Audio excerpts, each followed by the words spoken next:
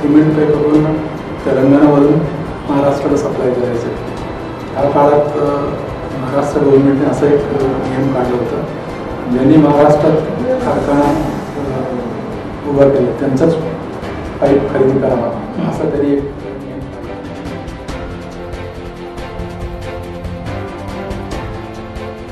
सोलापूर हा एक दुर्दैव आहे आपल्याला, एअर सर्व्हिस नाही ते आहे, कोणाचाही मदत लागली नाही कुठल्या सरकारच्या.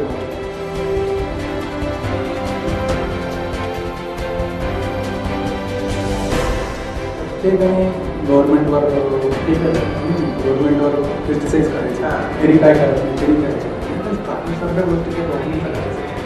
माझा सोलापूर कसा असतो, मी म्हणजे एखादा बाहेरचा माणूस आला तर सोलापूरसाठी काय विचार करावा, तरी चांगला विचार करावा, मग माझं सोलापूरचं नाव चांगलं होईल असं प्रत्येकाचा म्हणणं.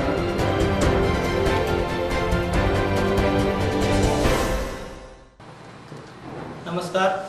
सोलापूर स्वरांजली चॅनलच्या विशेष कार्यक्रमात आज आपण सोलापुरातील प्रसिद्ध उद्योजक आणि सर्वसामान्यांचे लहानपासून ते मोठ्यापर्यंत जसं आपण झेप घेतो तसल्यातलेच एक व्यक्तिमत्व म्हणजे बालाजी अमाईंचे डी रामरेड्डी रेड्डी या ठिकाणी आपल्याला स्वरांजली स्टुडिओमध्ये आलेले आहेत.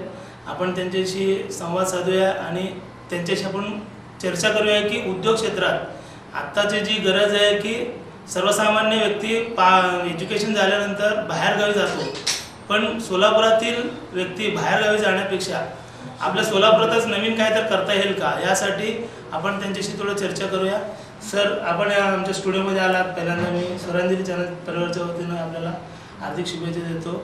आणि विशेष म्हणजे सोलापुरात आपण गेल्या मला वाटतं की 40-45 वर्षापूर्वी आपण सोलापुरात आलात, त्यावेळेला आपण काही केमिकलचा व्यवसाय करत होता, स्कूटरवरून आपण आपला दिनचर्या चालवत होता. नेमकं आपलं सुरुवातीच्या काळात कसं होतं, आपलं थोडं आपल्या प्रेक्षकासाठी सांगितलं चांगलं आहे. मी त्या 1985 साली सोलापूरला सुरुवातीला एक सिमेंट पाईपचा कारखाना चालू करण्यात होता अक्कलकोट मेडिसिन जेव्हा चालू केलं. मग ते चालू असताना तेही कसं आहे, मी हे सिमेंट पाईप करून तेलंगणामधून महाराष्ट्राला सप्लाय करायचे. त्या काळात महाराष्ट्र गव्हर्नमेंटने असा एक नियम काढला होता, ज्यांनी महाराष्ट्रात कारखाना उभा केला त्यांचाच पाईप खरेदी करावा असा तरी एक नियम काढला होता. त्याच्या अनुषंगाने आपण महाराष्ट्रात एक कारखाना काढून आता सुरुवात केली. ते सुरुवात करत असताना सोलापूर आपण म्हणजे which is the centre for the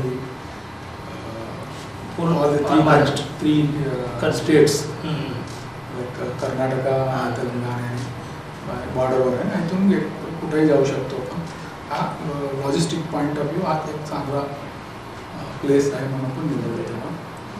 मग ते सुरू झाल्यानंतर काही वर्षांनी पहिला, दुसरा, तिसरा, 3-4 सिमेंट पाईपचं कारखाना पण चालू केलं. त्याच्यानंतर काहीतरी नवीन करायचं म्हणजे पाईपचा आपला तेलंगणामध्ये पण 2-3 पाईपचा कारखाना, काहीतरी नवीन क्षेत्रामध्ये जायचं असा विचार होता. जेव्हा आमचा चेअरमॅन प्रतापराजांचा मामा म्हणजे त्यांनी कन्सल्टंटकडे जाऊन काय करता येईल, तेव्हाच एक कन्सल्टंट हैदराबादमध्ये एक सायंटिस्ट होते डॉक्टर PS मूर्ती म्हणून, ज्यांनी ही वॉज इक्वलंट ओव्हर सध्या जे रघुनाथ माशेलकर जे महाराष्ट्र त्यांचा सिनियर त्या काळातला ते तेलंगणाचा डायरेक्टर होते. त्यांनी सजेशन केले एक प्रोडक्ट किंवा महाराष्ट्रात तुमचं एस्टॅब्लिशमेंट असेल तो अल्खा बेसवर एक प्रॉडक्ट आम्ही देतो करते. सध्या कोणी एकच कंपनी आहेत बॉम्बेमध्ये, ते तुम्हाला जमतं का बघा, टेक्नॉलॉजी देतो असं म्हणून दिले. तेव्हा आम्ही सुरुवात केली. इथाइलामाइन्स आणि मिथाइलामाइन दोन्ही प्रोडक्ट सुरुवात केली. मग तेव्हा अगदी म्हणजे आमचा स्वतःचा 5-10 कोटीचा इन्व्हेस्टमेंट, बँकेचा लोन वगैरे देऊन 15-20 कोटीमध्ये सुरुवात केली. तेव्हा म्हणजे नाही 93मध्ये बरं. 95-93 सिमेंट पाईपचाच होता. 92-93 परत हे चालू केलं. तेव्हापासून आपण स्वतःचं एक R&D चालू केलं. नवीन प्रोडक्ट्स म्हणजे आमचा आजसुद्धा टार्गेट असा असतील जे भारतात कोणी करत नाही, जो इम्पोर्ट सबस्टिट्यूट आहे ते प्रोडक्ट्स आपण निवडतो. कुठलाही प्रोडक्ट आतापर्यंत आपल्या हिस्ट्री असेल एकतरी first time in the country असेल किंवा सेकंड टाईम असलंच प्रोडक्ट्स आहे. तसंच मिथाइलमाईनमध्ये दोघे होते, इथाइलमाईनमध्ये दोघे होते. त्याच्यानंतर आपण बरंच R&D चालू करून आजच्या वेळेला 20-25 प्रोडक्ट्स आहेत. त्यातलं काही प्रोडक्ट असं आहे भारतात आपण एकमेव आहेत, काही 5-6 प्रोडक्ट आहेत. एक 2-3 प्रोडक्ट असं आहे चायना सोडला जगातलं 3 कंपन्या आहेत. एक अमेरिकेत, एक युरोप आणि एक सोलापूर, असा 2-3 प्रोडक्ट आहे. त्याच्यासाठी गव्हर्नमेंट ऑफ इंडियाने इनहाऊस R&D डेव्हलपमेंट केलं. मिनिस्ट्री ऑफ सायन्स अँड टेक्नॉलॉजीने एक सर्टिफिकेट पण दिलं. मागचा 15 वर्षापासून हे नॉर्मली फर्स्ट टाईम कोणी काही प्रोडक्ट करत असेल त्याच्यासाठी एक सर्टिफिकेट दिलं जातं. इनहाऊस R&D रिकॉग्निशन म्हणतात ते. त्याच्यासाठी 100% डिप्रिशिएशन वगैरे देतात. तसं करून केलं. आपलं प्रोडक्ट्स जे आहेत जे चालू केलं आपण 5-10 कोटीचा वर्षात 20-25 कोटीचं टर्नओव्हर जेवण येतं. आज मागचा 31 मार्च 2021ला आपण 1400 कोटीचा टर्नओव्हर केला. आणि पुढच्या रनिंग वर्षामध्ये यावर्षी 1800 कोटीचा प्रोजेक्शन एक्सपेक्ट करतो. आणि आपल्या प्रोडक्ट्सपैकी 60% मेन जीवनावश्यक औषधांसाठी जातात. असं बरंच त्यातलं त्यात एक डायबेटिकसाठी जे मधुमेहासाठी वापरतात त्याचं एक रॉ मटेरियल आहे. जगातला हायेस्ट कॅपॅसिटी आपला सोलापुरात होतो. टॅबलेट जो मेटफॉर्मिन एक टॅबलेट होतो त्याचं रॉ मटेरियल असं अँपेसिलिन आहे, अमॅक्सिलिन आहे, ट्रामोडोल असं भरपूर 60% of the total raw material याच्यासाठी जातं. आणि उरलेले 20-25% ॲग्रोकेमिकल फवारणी शेती फवारण्यासाठी वापरतात. बाकी राहिलेला 7-8% आमचा कलर्समध्ये, डाईजमध्ये, टेक्स्टाईलमध्ये, ॲनिमल फीडमध्ये, रिफायनरीजमध्ये जातात. आपलं तामलवाडीमध्ये एक प्रोजेक्ट आहे. आता नव्यानं आपण MIDC चिंचोळीमध्ये एक नवीन प्रोजेक्ट सुरू करतात. चिंचोली MIDCमध्ये पण केले. तामलवाडीमध्ये आमचं टोटल युनिट 4 म्हणून आता या मागचं 3 महिन्यापूर्वी चालू झालेलं आहे. युनिट 4 पहिला तामलवाडी, दुसरा बुलारम तेलंगणामध्ये, तिसरा चिंचोली MIDC, चौथा आता चिंचोली MIDCमध्ये रिसेंटली जे महाराष्ट्र गव्हर्नमेंटने मॅग्नेटिक महाराष्ट्र म्हणून एक हे म्हटलं होतं. त्याच्यामध्ये आपल्याला 90 एकर गव्हर्नमेंटकडून जे लँड घेतले खरेदी केले त्याच्यामध्ये चालू केलं. त्याचा पहिला 250 कोटीचा आत्ता जस्ट 2 महिन्यापूर्वीच चालू झाला.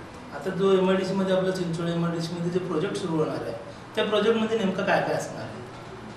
बरंच असंच बेसिक केमिकल्स, इंटरमिडिएट्स जे बल्बसाठी लागणारच आहे. तसा फार म्हणजे इम्पॉर्टंट म्हणजे आता म्हणल्यासारखं जे first time in the country त्याचा पंतप्रधानांनी जे म्हणले आत्मनिर्भर भारत स्वतःचा याच्यावर हे म्हणायचं त्याच्यासाठी होतोय. तसा प्रोडक्ट्स निवडतो मी first time in the country निवडून करतोय. तो त्याच्यापैकी 3-4 प्रोडक्ट त्याचा नवीन येणार. एक चालू झालं 700 कोटीचा पण कबूल केला होता.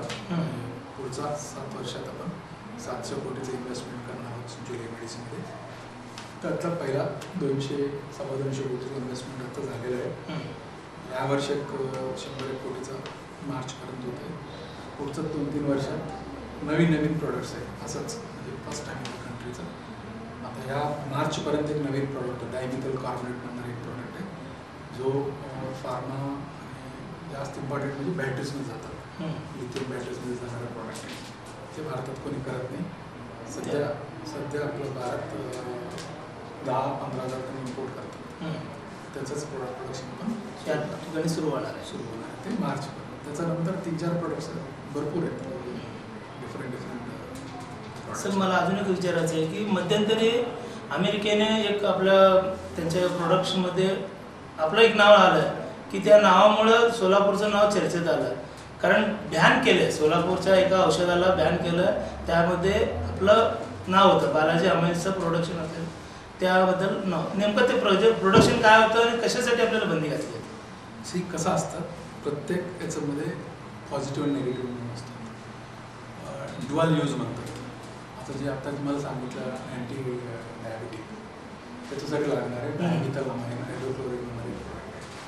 त्या काळात इराणमध्ये एक 2-3 कंपन्या तिथेही हे औषध करणार आहेत. त्यांनी मागणी केली, आपण भारत सरकारचं परवानगी घेतली, त्याला एक्सपोर्ट बेनिफिट्सही दिले भारत सरकारने, एक्सपोर्ट केले. तेव्हा कसं होतं, अमेरिका आणि इराणचा वाद चालू होता. मग त्यांनी कोणी सप्लाय करू नये इराणला, काही प्रोडक्ट्स करू नये. आता जे प्रोडक्ट आपण जे डायबिटिकसाठी जो वापरला देतोय ते प्रोडक्ट केमिकल वेपनमध्ये पण वापरू शकतो. हो हो. त्यांचं म्हणणं होतं, पण दिले फार्मा कंपनी, त्यांचं म्हणणं हे त्यांना गेलं असेल, त्या हिशोबाने ते त्या हिशोबाने त्यांनी बॅन केलं. आता कसं असतं, प्रत्येक गोष्टीला तुमचा सायकल पंप आहे, हो, सायकल हवा मारू शकतो, तेच घेऊन मारायला गेले असं असतं. म्हणजे निगेटिव्ह आणि पॉझिटिव्ह त्यांनी ते अर्थ वेगळं काढून असा सदुपयोग करून दुरुपयोग होईल असं त्यांचं 2 वर्ष लागते. त्याचं जर काही झालं नाही, पण उलट आपल्याला अख्खा जगात नाव झालेलं आहे. त्यांनी म्हणजे भारतात असा एक कंपनी असं तयार करतात म्हणून भारतातल्या 2 कंपन्या, आपल्या संध्या ऑर्गॅनिक म्हणून एक कंपनी, 2 कंपनी, आणि रशियाचं एक सुकोई म्हणून विमान करतात, त्याचं एक 3-4 कंपन्या त्यांनी 2 वर्षासाठी बॅन असं नाही आहे, निर्बंध घातले. खरं म्हणजे त्याचं बॅनचा पब्लिसिटीमध्ये उलटा सुलटा पब्लिसिटी दिली. खरा अर्थ काढायला गेले त्याच्यात काय लिहिले, this company cannot take any benefit from the American government, and this company cannot take any technology from the American government, but we can do very well any business with the private companies in the America. आता आपलं भारताचा subsidy कुठे ठिकाण नाही, अमेरिकेचं कुठे subsidy घेत बसणार असं म्हणून काही प्रॉब्लेम आला नाही. नव्हता. आणि उलटा त्या काळात मी फॅमिलीसहित अमेरिकेत फिरून आलो बरं. त्याच पिरियडमध्ये. एक्झॅक्टली ते 2 वर्ष तरी 2 वर्ष हे निर्बंध सुरू होते. त्या काळात मी आणि माझे मिसेस दोघं आम्ही महिनाभर फिरून आलो, मुद्दाम जाऊन बघितलं म्हणजे तिथं काय नेमकं हे घेऊन विजा दिले, त्याचं काही प्रॉब्लेम नाही. तसंच आज पण तसंच म्हणतात. त्याचं बऱ्याच निर्बंध त्यांचं दोघांचं भांडणामुळे जगात प्रॉब्लेम होता. सर, मला अजून एक छोटासा प्रश्न विचारायचा की गेल्या 2 वर्षापासून भारतात कोरोनासारखा रोग मोठ्या प्रमाणात पसरला आहे, आता हळूहळू निस्तरत आहे. आपलं एक प्रोडक्शन असं आहे की त्या प्रोडक्शनमध्ये जे औषध आता आपल्यासाठी इंजेक्शन सगळ्यांना मिळत आहेत लसीकरणासाठी, कोविशिल्ड असेल किंवा कोविशिल्ड असेल, काय नवीन नवीन नावाने आता औषधं निर्माण होत आहेत. पण त्या औषधामध्ये बालाजी अमाईन्सचं एक औषध असं आहे की ते औषध घातल्याशिवाय ते पूर्ण होत नाही. नेमकं ते औषध कुठलं आहे आणि ते नेमकं आपल्याकडं त्याचा काय उपयोग होत आहे? हे लसीचं तर आत्ता झालं आहे, तुमचं वॅक्सिनचं म्हणतात काय, पण याचा आधी महत्त्वाचं म्हणजे रेमडेसिविर जो इंजेक्शन होता आणि फॅबिफ्लू म्हणून काही टॅबलेट्स इंजेक्शन्स होते, त्याच्यामध्ये 3 रॉ मटेरियल आपलं जायचं. त्याच्यामुळे तर आपण एक्सपॅन्शन केले आणि ट्रमेंडस शॉर्टेज झालं होतं त्या काळात. 150 रुपयामध्ये विकायचं त्या प्रोडक्ट अख्खा जगात 400-500 4,500 मी ऐकलं होतं. आमचं प्रोडक्ट आमचं केमिकलचा म्हणतो की गेला भरपूर गेलं तो रेमडेसिविरचा तरी भरपूर. आपण बऱ्याच जेवढा रेमडेसिविर कंपन्या आहेत भारतात करणाऱ्या सगळ्या कंपन्यांना आपण हे रॉ मटेरियल सप्लाय केले. ते सोडून आता तुम्ही जे वॅक्सिनचं म्हणता हे मागच्या वर्षीच आपण एक प्रोडक्शन चालू केले. EDTA म्हणणारा एक प्रोडक्ट आहे. हे जातोय EDTA करायला. EDTA म्हणणारा एक प्रोडक्ट आहे. आपण EDA सप्लाय करतो, EDTA करणारा तो EDTA पासून हे वॅक्सिनमध्ये एक बाइंडर म्हणून जातो. मला जितका माहिती मी बघितलं डायरेक्ट जात नाही, पण इनडायरेक्टली आपण त्यांना देतो आणि त्यांना देतो. आणि हे EDA करणारा पण एकमेव कंपनी भारतात. म्हणजे आपल्याला कॉम्पिटिशन म्हणजे डाऊ केमिकल्स म्हणून एक कंपनी आहे, BASF जर्मनीचं कंपनी आहे, डेन्मार्कचा कंपनी आहे, 3-4 कंपनीज आहेत. त्याच्याबरोबर कम्पीट करून होतो. तो प्रोडक्ट आजही शॉर्टेजमध्ये येतो, आपण देतोय आणि ते it is going in to Covishield, Covaxin, Sputnik हे 3 मध्ये तरी मी बघितलं हा आपलं त्याचा कंटेंट त्याच्यामध्ये आहे. आहे. म्हणजे आपल्या याचा सदुपयोग आपल्या सोलापूरसाठी आणि भारतासाठी चांगल्या पाहिजे. Entire world is using the vaccines आणि त्या वॅक्सिनमध्ये एक कंटेंट म्हणून आपलं प्रोडक्ट. सर आपला अजून एक प्रश्न विचारायचा की आपण जे उद्योग चालू केला आहे म्हणजे आपलं अमाईन्स असेल, बालाजी अमाईन्स असेल, हे उद्योग करत करतच आपण नवीन एक क्षेत्रात आपण पण घेतलं आहे की बालाजी सरोवर हे सोलापूर शहरातील अग्रगण्य असं एक मोठं सरोवर म्हणजे जे हॉटेल आहे, पंचतारांकित हॉटेल आहे, हे निर्माण करायचं काय तुम्हाला सुचलं आहे आणि त्यात नेमकं काय काय फॅसिलिटी आहे? बालाजी सरोवर करण्यासाठी खरं म्हणजे आमचं क्षेत्र नाही आहे केमिकल सोडून. आज सुद्धा आमचं ॲनालिस्ट कम्युनिटी, इन्व्हेस्टर्स कम्युनिटी विचारतात सारखा तुम्ही तुमचा जो क्षेत्र नसताना का गेलेत, पैसे वळवा आहे. खरं म्हणजे आम्ही काही बेनिफिट घेतले आत्तापर्यंत सुद्धा काही. नुसतं ते 2 वर्षापूर्वी तो just coming in to the caste to caste येत होता. तेव्हाच लगेच पॅन्डेमिक सिच्युएशन झालं होतं. आज पण तो सिच्युएशन बरोबरच आहे.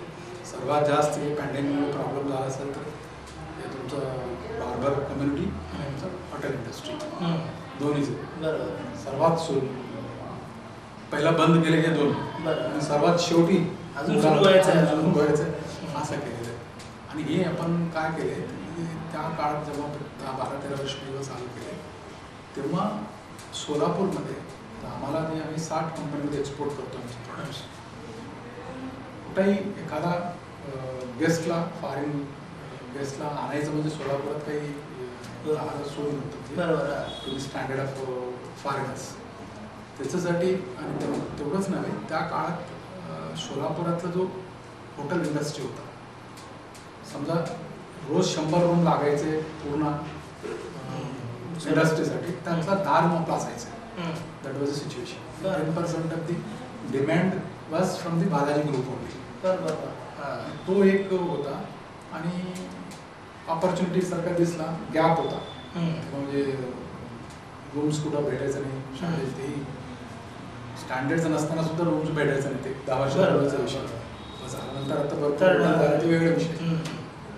हे बघून हा म्हणजे सोलापूरसाठी मी तर म्हणेन नेमकं बाकीचे लोक whether they will accept or not, लोक म्हणतील याचा धंदा असंच बोलतील म्हणतील, पण मी असं म्हणेन आज सुद्धा हा सोलापूरसाठी एक 50% तरी मी सेवा म्हणूनच करतोय. अदरवाईज काही आज सुद्धा आम्ही काही कमवत नाही. त्याचा दुसऱ्या धंद्यामधून दुसरा बिझनेस त्याच्यामधूनच महिना 50-60 लाखाचा खर्च येतात. बरं चालू असो नसो ते सगळं दुसऱ्या बिझनेसमधून करतोय. तर तुम्ही साध्या गोष्टी बघा, या हॉटेल उभं करण्यासाठी इंटरनॅशनल स्टँडर्ड आपण कुठल्याही गोष्ट बालाजी ग्रुप करतो म्हणजे ते look for the international standard बघून करणार. सारखं करणारे बेस्टच करायचं असं बरोबर. त्याला आपण 108 कोटीचं इन्व्हेस्टमेंट केलं. तुम्ही साध्या गोष्टी विचार करा, 108 कोटीचा 1% बँक इंटरेस्टने तुम्ही समजा केला तर 10 कोटी महिना 1 कोटी रुपये तुमचा खर्च फक्त व्याजच. बाकी सगळं सोडून द्या, तुमचा लाईट बिल सगळं सोडून द्या. आज माझं सेल्स होत नाही 1 कोटी. महिन्याचा पूर्ण सेल रूम रेस्टॉरंट बघून 1 कोटी सेल्सच होत नाही. त्याच्यामधून तुम्ही इमॅजिन करू शकता. एकच आहे की आम्हाला सुदैवाने दुसऱ्या बिझनेसमध्ये चांगला होता म्हणून आपण जास्त लोन घेतलेले नाही. 20-30 कोटीच लोन घेतले. ते लोन सुद्धा आता परतफेड करून ते इंटरेस्ट अंगावर येत नाही म्हणून तो चालू आहे. आज सुद्धा तुम्ही हॉटेलमध्ये एंट्री केला, मला असं वाटत नाही की 10 वर्ष 15 वर्ष पूर्वीचं हॉटेल आहे म्हणून आपण मेंटेन करतोय. रिसेंटली चालू झालं सगळं वाटावं असं तुमचं असंच मेंटेन करतोय. आणि त्याच्यासाठी जसं मी म्हणलं तर का आपला जो जिथं आपला एक्सपिरियन्स आहे तिथंच हात लावायचा. म्हणून आपण ते सर्व गोष्टी म्हणजे तुमच्या आलेल्या गेस्टना बाहेर ठिकाणी सोय होत नाही, त्याचं पण एक काम होईल आणि बाकीचे सोलापूरकरांची सेवा होईल. यासाठी तुम्ही एक प्रोडक्शन सुरू केलं. सर या अजून एक प्रश्न असा आहे की तुम्ही हे करतच की काही सामाजिक संघटना असतील किंवा काही ठिकाणी असेल त्यांना पण तुम्ही हातभार दिलेला आहे, काही मोठ्या मोठ्या संस्थांना तुम्ही असंच देणगी दिलेलं आहे. त्या देणगीचं नियोजन कसं असतं आणि काय नेमकं कुठल्या पद्धतीने कसं असतात गव्हर्नमेंटचं प्रमाणे गव्हर्नमेंट तर आत्ता चालू केले ते CSR म्हणून तुमचं 2 वर्षाचं प्रॉफिट मधून 2% ॲव्हरेज काढून त्याचं 2% स्पेंड करावा गव्हर्नमेंटचा नियम आहेत, कोण करतात कोण नाही करतात, वेगवेगळ्या गोष्टी. पण आपण 20 वर्षापासूनच करतो, हे नियम आत्ता आला आहे. पण त्याचा आधीपासूनच आपलं बालाजी फाउंडेशन म्हणजे संस्था काढली, जिथं आपला कंपनी आहे 3-4 ठिकाणी कंपनी आहे, त्याचा आसपासच्या गावामध्ये सामाजिक सेवा करायचा आपण सुरुवात केली. त्याचा शाळामध्ये टॉयलेट बांधताना काही कम्प्युटर्स, काही वॉटर टँक, त्या एरियामध्ये जलयुद्धेश्वर ते काम, कुठं ड्रेनेजचं काम, काही गरीब मुलांसाठी एज्युकेशनल सपोर्ट, असं दरवर्षी आपण करत असतो. टेरिंग पॉईंट आपण आजसुद्धा तुम्ही आज म्हणजे पुढे आजसुद्धा 5-6 ठिकाणी काम चालू असेल. कुठं टायलेटचं बांधकाम चालू असेल, कुठं क्लासरूमचं बांधकाम चालू असेल, कुठं विद्युत दाहिनीचं चालू असेल, असं वेगळं काम आम्ही सपरेट एक डिव्हिजनच उघडलं. 2-3 एम्प्लॉईज करून त्यांना ते काम सोपवलेलं आहे. हे जेवढं शक्य आपलं बालाजीचं योग्य ठिकाणी जाईल. नाही म्हणजे लोकांचं हे आल्यानंतर असं कोणी आले त्यांनी असं द्यायचं असं नाही येत. कारण काय कष्ट करून कमवलेले पैसे आहेत, आमचे पैसे कुठं वाया जाऊ म्हणून बरोबर आम्ही काय करतो, जिथं खरं गरज आहे तिथं कोणी पोचू शकत नाही, गव्हर्नमेंट पोचू शकत नाही, असल्या ठिकाणी आम्ही पोचायचा प्रयत्न करतो. आणि वर्षातले किती टक्के असतात तुमचं असं काही? 2% म्हणजे आतापर्यंत बघा ते 2-3 कोटी वर्षात तर मदतीसाठी 2-3 कोटी रुपये तुम्ही देत असता. मग नुकतंच तुम्ही मुख्यमंत्री निधीला पण काही अनुदान दिलं आहे, म्हणजे मदत केलं आहे की मुख्यमंत्री निधीसाठी पण सदुपयोग व्हावा. ते झालं ना. आता राज्यात जेव्हा मी बघितलं त्या दिवशी सगळे संपर्क तुटला होता पूरग्रस्तांना, खास करून ते कोकण त्या एरियामध्ये आपल्या शेजारी डिस्ट्रिक्ट सांगली सगळ्यामध्ये 8-8 दिवस त्यांनी घर पण वरता आले. ही परिस्थिती बघून आमचं बोर्ड ऑफ डायरेक्टरचं डिसिजन घेतली. 1 कोटीचा आपण निधीमधून जो द्यायचे आज गरज आहे का द्यावं असंच जिथं गरज आहे त्याचं म्हणलं जे गरज आहे ते बघून पण तुम्ही तेवढं प्रोत्साहन त्यांना मिळावं आणि काहीतरी नवीन करावं असं तुमचं होतं. सर, अजून एक छोटासा प्रश्न असा आहे की सोलापुरातले जे एज्युकेशन विद्यार्थी आहेत, जेणेकरून शिक्षण पूर्ण झाल्यानंतर बाहेरगावी जातात, पुण्याला असेल, मुंबईला असेल, बेंगलोरला असेल, कारण आपण एक उद्योजक बाहेरगावावरून सोलापुरात आलात, सोलापुरात एक नवीन सृष्टी निर्माण केला. सोलापूरच्या म्हणजे जे युवक असतील किंवा अन्य जे उद्योजक असतील ते बाहेरगावी जाण्याचा प्रयत्न करत असतात. सोलापुरातच असं का करता येईल का की जेणेकरून आपण एक त्यांना संदेश देऊ शकतो?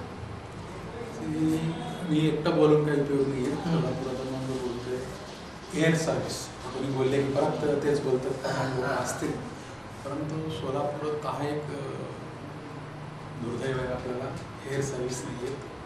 ते आले, कोणाचंही मदत लागणार नाही, कुठल्या सरकारचंही मदत लागणार नाही. कारण याचं कारण असं आहे, सोलापुरात आपल्याला 28 to 30 इंजिनिअरिंग कॉलेजेस आहेत. प्रत्येक म्हणजे हजारो विद्यार्थी दरवर्षी बाहेर पडतात. कारण तर काही नाही म्हणून तर ते बाहेर पडतात. आणि ॲज अन इंडस्ट्रियलिस्ट उद्योगपतीनं पण त्याचा फायदा असा होईल, समजा त्यांनी इथं चालू केले कमी रेट, जसं पुणे, बँगलोर, मुंबई, हैदराबादमध्ये जसा पगार आहे त्याच्यापेक्षा कमी पगारमध्ये ते विद्यार्थी मिळू शकतो. पण ते चालू करण्यासाठी बेसिक इन्फ्रास्ट्रक्चर जे आहे, लोक म्हणतात ते श्रीमंतांचं असेल, तर श्रीमंताचं सर्व्हिस म्हणून राहिलेलं नाही आहे. ते कंपल्सरी सर्व्हिस असं झालेलं आहे. एअर सर्व्हिस समजा तुमचं चालणार, साधं गोष्ट सांगतो तुम्हाला, समजा एखादा IT कंपनी, सॉफ्टवेअर कंपनीला इथं यायचं असेल, त्याला करायचं असेल, तो काय करणार, पहिला आपला मॅनेजरला सांगणार तू जा सोलापुरात जाऊन तुला सर्वे करून घे. ते पटापट तो इंटरनेटवर बघणार तिकीट मिळणार का, एअर सर्व्हिस आहे का. एअर सर्व्हिस नाही म्हणले की तो जाऊन मालकानं सांगणार काय जमणार नाही करणार. ते आम्ही अनुभवलेले. जेव्हा हे हॉटेल चालू करताना 20-25 कन्सल्टंट, इंटरनॅशनल स्टँडर्डचे कन्सल्टंटला पण बोलतो, कोणी यायला जावं तुमच्याकडे एअर सर्व्हिस नाही. हा सुद्धा आम्ही एक्सपोर्टसाठी जेव्हा करतोय, फॉरेन गेस्टला जेव्हा आपण बोलवतोय त्यांना असं सांगून आणतो की आमचा फॅक्टरी एअरपोर्टपासून 4 तासात अंतरावर आहे, असं सांगून पुण्याहून आणि हैदराबादला आणतो. म्हणजे हां, इथं आणल्यानंतर मग तो हॉटेल हेटर बघून हा ठीक आहे समाधान होतं, परत जाऊन मग एअरपोर्टला असं सांगत सोलापूर, पुणे किंवा हैदराबाद असं निमित्त सांगून त्यांनी घेऊन यायचं वेळ आला. असा पण सांगत नाही की वेगळं राज्य आहे ते वेगळं राज्य असं सांगणार नाही. किंवा ट्रेनने 4 तास 5 तास असा कोणी यायला तयार होत नाही. आपलाच लोक होत नाही, कोणी बाहेरचा लोक कोणी. बरोबर. म्हणजे शेवटी सोलापुरातल्या विमानसेवा सुरू व्हावा. हा सुरू झालं की मग कोणाचाही मेहरबानी गरज नाही. परत परत तेच सांगतोय, मला मी 4-5 वेळा तेच सांगतो, सोलापूरसाठी कोणाचाही मेहरबानी नको, कोणाचाही सबसिडी नको. जे हक्काचा बेसिक इन्फ्रास्ट्रक्चर मूलभूत सुविधा तेवढं द्या. ते देण्यासाठी पुढारी असो किंवा ब्युरोक्रॅसी असो किंवा व्यापारी असो सर्वांना प्रयत्न करायला पाहिजे आणि चालू राहायला पाहिजे. तुमचं एअरलाईन चालू झालं की तुम्हाला ऑटोमॅटिकली तुम्हाला समजेल काय रिक्वायरमेंट आहे, कसा रिक्वायरमेंट आहे, काय अडथळा आहे, कसा अडथळा आहे, ते बसून समजून काढून ते इमिडिएटली एअरपोर्ट चालू राहायला पाहिजे. सर अजून एक छोटासा प्रश्न आहे की आपण जसं एज्युकेशन बाकी शिक्षण संदर्भात आहात तसं तुम्ही एक हेल्थ पण चालू केलं. कुठलं एक तुमचे सगळे मित्रमंडळांनी मिळून एक अश्विनीसारखं हॉस्पिटल जे आता कुंभारीला चालू आहे ते तुम्हीच सुरू केलं की तुमच्या संचालक मंडळाने एकत्रित येऊन सुरू केलं. सुरू झाल्यानंतर तुम्ही ते सेवा का सोडली? खरं म्हणजे ते चालू करायचं होतं. सुरुवातीला आपण एक हॉस्पिटल पण चालू केलं होतं. त्याच्यानंतर काय झालं, मेडिकल कॉलेज प्रायव्हेटचं नव्हतं ते चालू करायचं केलं होतं.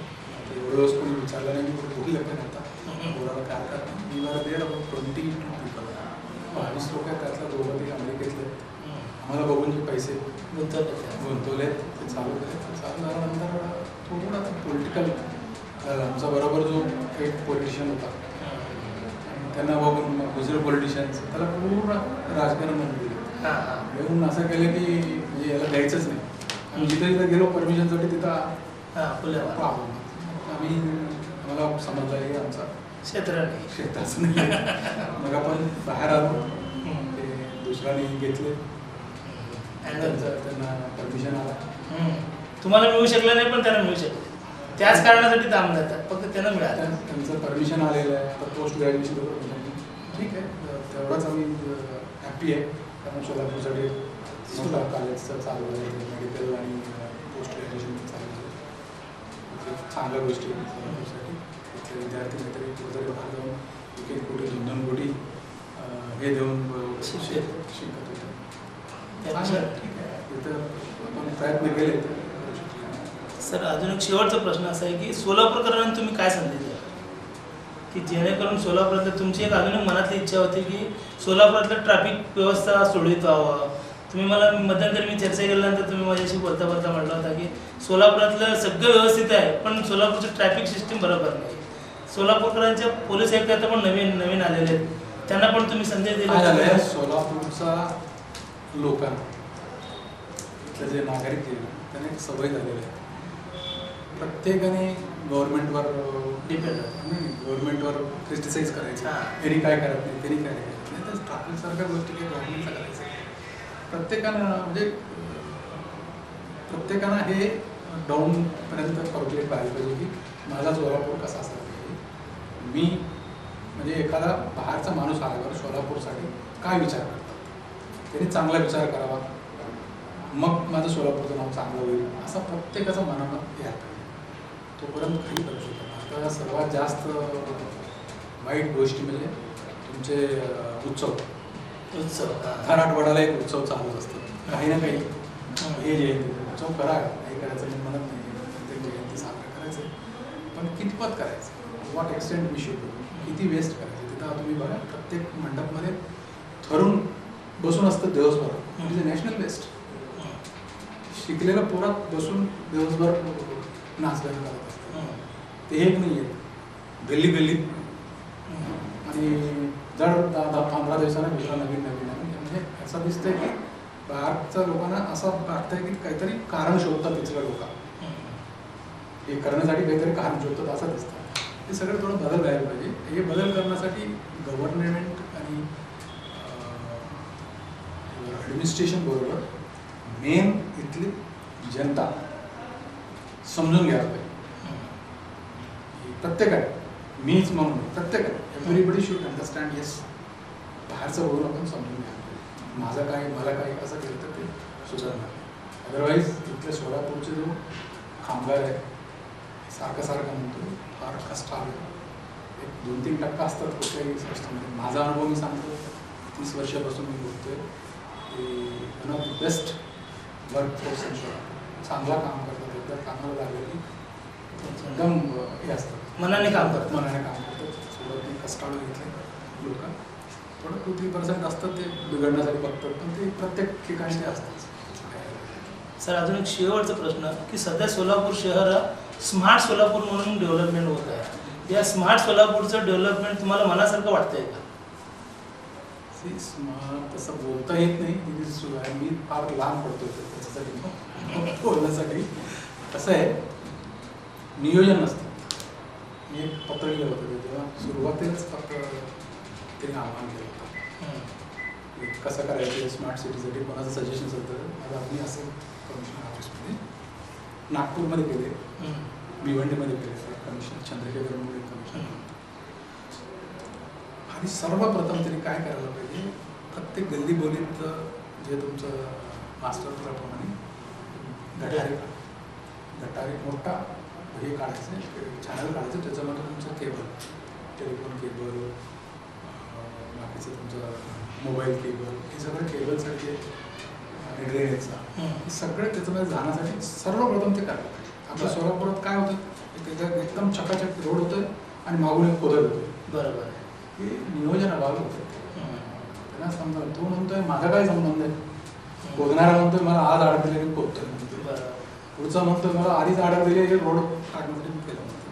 त्याच्यासाठी ते as a head of the district administration म्हणा, कमिशनर म्हणा किंवा कलेक्टर म्हणा, आणि घेऊन हे नियोजन करून करावं केबल टाकलं. आता नागपूरमध्ये वगैरे बाकी सिटीमध्ये कसं असतं की गटार केलेला लोकांना भाड्याने देतात. समजा रेल्वेचं केबल टाकायचं असेल त्याच्यामध्ये जात असताना पैसे घेतात.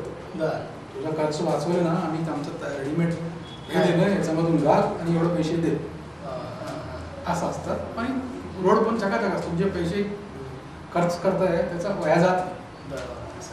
आपण स्वरांजली स्टुडिओमध्ये आलात, आपल्या मनातल्या मी काही घडामोडी सांगितल्या, आमच्याही या प्रश्नाचं उत्तर होते जे सोलापूरकरांना जे खरंच राम रेड्डीकडनं अपेक्षित होते की हे सगळं राम रेड्डी जर सांगितलं तर आम्हाला काय तर कळणार आहे. आपण बऱ्यापैकी माहिती आपण आमच्या प्रेक्षकासाठी दिलात, त्याबद्दल इथं आपण आलात त्याबद्दल धन्यवाद.